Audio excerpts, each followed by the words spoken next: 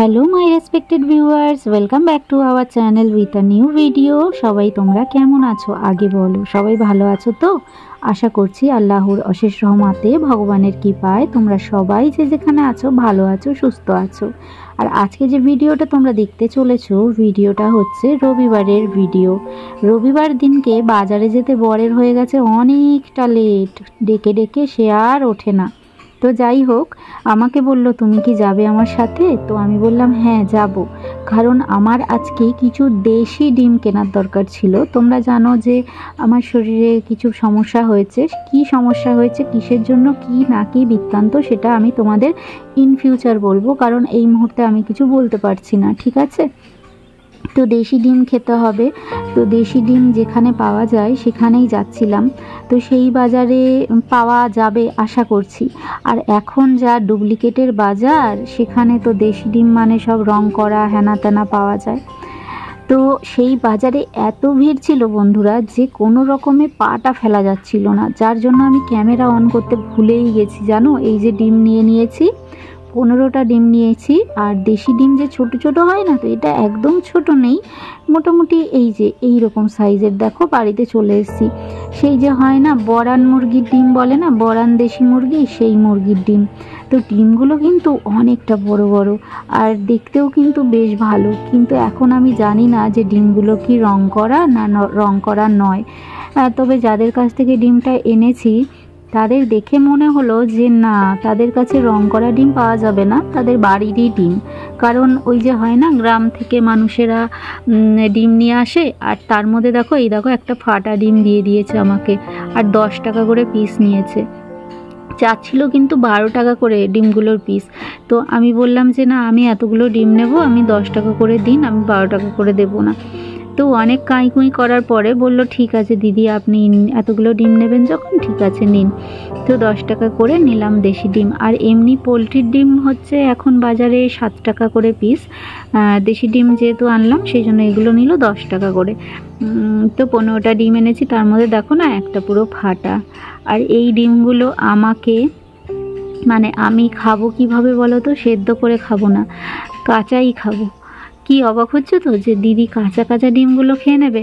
তো কাঁচাই ডিম খেতে হবে, মানে কাঁচা খাবো, মানে যে আমার শরীরে যে প্রোটিনটা দরকার বা যেটা দরকার সেটা কাঁচা খেলেই ভালো হয়।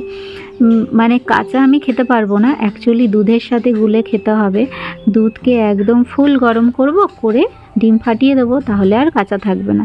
আর দেখো প্রচুর শাকসবজি খেতে বলেছিল বলে শাকসবজিও এনেছি। আর বন্ধুরা, এখন যে তোমরা আমাকে দেখতে পাচ্ছ না, সারাদিনের পর সেই সন্ধে পার হয়ে গেছে, তারপরে তোমরা আমাকে দেখতে পাচ্ছ।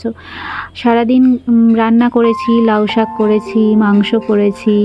তো এগুলো রান্না করেছিলাম, খাওয়া দাওয়া হয়েছে। তারপরে শাশুড়ি একটা সময় আমাকে বলেছিল যে আমাকে পাস্তা করে খাইও না একদিন। তো আমি বললাম ঠিক আছে মা, আমি তোমাকে পাস্তা করে খাওয়াবো। তো আজকে যেহেতু আমি বাড়িতে আছি, বাড়িতে তো আমার থাকা হয় না, আমি বেশিরভাগ ও বাড়িতেই সকালবেলায় বরের সাথে বেরিয়ে পড়ি, কারণ আমার অনেক কাজ থাকে, ফোনের কাজ থাকে, এ বাড়িতে ভালো নেট পাই না সেই জন্য। তো দেখো সব সবজি কেটে এখানে জল গরম বসিয়েছি। জলটা একটু গরম হয়ে গেলে এতে একটু তেল দিয়ে পাস্তা দিয়ে দেব, দিয়ে পাস্তাটাকে একটু ভালো করে সেদ্ধ করে নেব, নিয়ে পাস্তা করব। জাস্ট নর্মালি যে সবজি দিয়ে এগ পাস্তা হয় সেরকমই বানাবো, কারণ ক্রিম পাস্তা বানালে মা অতটা বোধহয় ভালো খাবে না, সেই জন্য আমি ভাবলাম যে এরকম করেই করে দিই, ভালো খাবে। তো মাকে বললাম যে মা, তাহলে পাস্তাটা কখন খাবে? রাতের খাবারে খাবে, ডিনারে, নাকি আমি সন্ধেবেলায় করে দেবো? তো মা বলল যে তোমার ইচ্ছে, তুমি যখন করবে।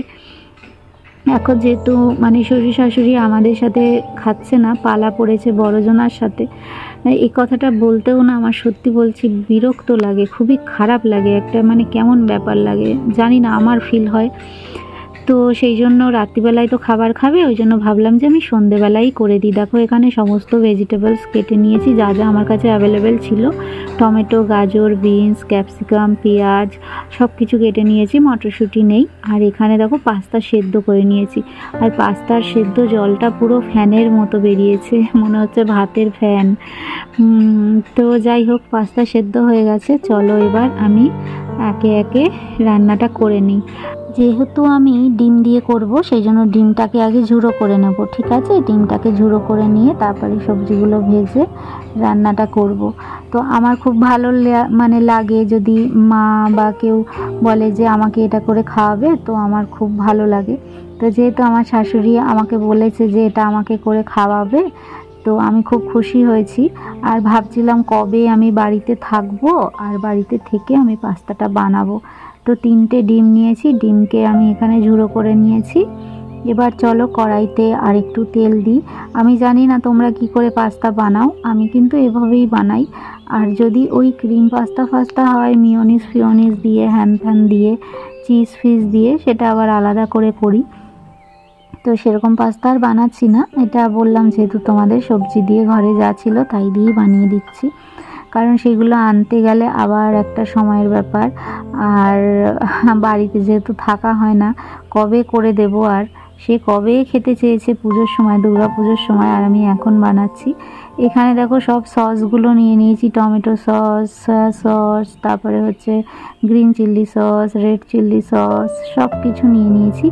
তো এগুলো দিয়ে আমি সুন্দর করে বানানোর চেষ্টা করব। আমি জানি না মা কেমন খাবে।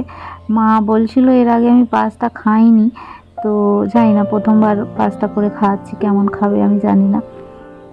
তো করছি তো মন দিয়েই। তো চলো, আর এইদিকে দেখো আমি পুরো ঘেমে যাচ্ছি, আর ঘেমে নিয়ে ঝোল হয়ে যাচ্ছি। আর ইদানিং প্রেশারটাও অনেক বেশি, ডাক্তার বলছে তোমার প্রেশার বেশি, প্রেশারের ওষুধও খেতে হবে, মেডিসিনের ডাক্তার দেখিয়ে নেবে। তো জানি না, হয়তো সেজন্যই অতটা ঘামি, গরম লাগে, থেকেই গরম লাগছে আর ঘেমে যাচ্ছি। তো তোমাদের দাদা বা আমার বর বলবে যে তোমার এত গরম কেন লাগে, আমার তো গরম লাগছে না। আমি বলি কি করব বলো, আমার গরম লাগছে তো কি করব, আমার গরম লাগছে বলেই তো আমি ঘেমে যাচ্ছি, তাই না? তো যাই হোক, এই যে আমার সবজিগুলো আমি ভাজা করে নিয়েছি, মানে যতটা আমার ফ্রাই করার। তারপরে দিয়ে দিলাম সয়া সস, তারপরে দিয়ে দিলাম বেশি করে টমেটো সস, কারণ পাস্তাটা না একটু সসি হয়, মানে একটু সস বেশি করে দিয়ে পাস্তাটা খেতে বেশি ভালো লাগে। আর এখানে দিয়ে দিলাম রেড চিল্লি সস, জানি না কতটা ঝাল হবে এটাই। আর বাবা মা বেশি ঝাল পছন্দ করে না, মা তবু খায় এসব জিনিস ঝাল, কিন্তু বাবা না অতটা ঝাল খেতে পারে না, মানে আমার শ্বশুরমশাই। তো সেই জন্য সেটাও মাথায় রেখে আমি একটু কম ঝাল দেওয়ারই চেষ্টা করলাম। তো এবার দিয়ে দিলাম এর মধ্যে এই যে পাস্তাগুলো। আর পাস্তা অনেকটাই নেওয়া হয়ে গেছে, তোমাদের দাদা এসে তো খাবে কি জানি না। ও না এই সমস্ত চাউমিন পাস্তা এগুলো অতটা ভালো খায় না, দাও যদি তাহলে হয়তো একটু আধটু খাবে, কিন্তু ও ভাত মুড়িটাই বেশি ভালোবাসে, রুটিটাও অতটা ভালোবাসে না, লুচি পরোটাও অতটা নয়, মানে খাবে কিন্তু ভালোবাসে হচ্ছে মুড়ি আর ভাত।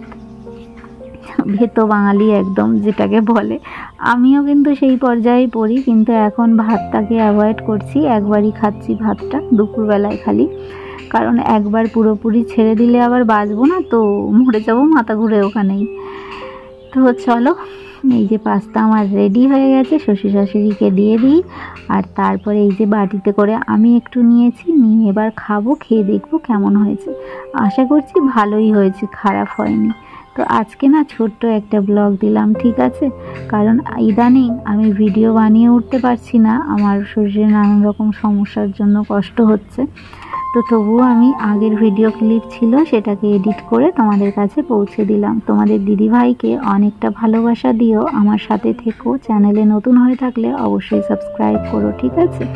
ভালো থেকো সবাই, সুস্থ থেকো, এটা আমিও ভগবানের কাছে দোয়া প্রার্থনা করি, আর তোমরাও আমার জন্য প্রার্থনা করো। আর এখন যে দেখছো পরের দিনের ক্লিপ, এটা সকালবেলায় আমার বর রেডি হচ্ছে, কারণ এখন যাব ডাক্তারখানায়, তো ডাক্তার দেখাতে যেতে হবে, জানি না আজকেও কি হবে।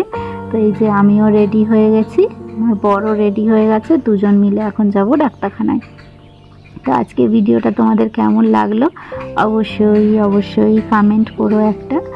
আর সবাই ভালো থেকো, সুস্থ থেকো, এটা আমিও প্রার্থনা করি, উপরওয়ালার কাছে দোয়া করি। আর অবশ্যই আমার যে ইসলামিক ভিডিও সেগুলোকে কিন্তু মানুষের কাছে পৌঁছে দিতে ভুলো না। তো আজকে এই পর্যন্তই, টাটা।